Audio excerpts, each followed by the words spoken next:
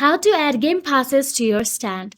So let's get started. For other players to donate, they will essentially be buying game passes. To set this up, head to the desktop Roblox website. From here, click on the Create tab at the very top of the screen. Once you do this, the tab at the top will change. Select the first one called Dashboards. Here you will see a default location that is called Usernames Place. Click on this and then head to the vertical menu on the left side of the screen, clicking on Passes under the Monetization Products drop-down. Now click on Create a Pass. This will bring you to a new screen where you can make your pass. You can choose any images you want as they are not the most important in Please Donate. After choosing a picture and a name, click Create a Pass.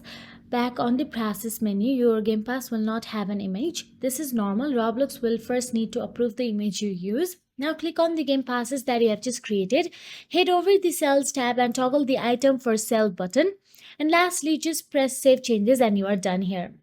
So that is it. If you found this video helpful, please like, share and subscribe our channel, and thank you so much for watching.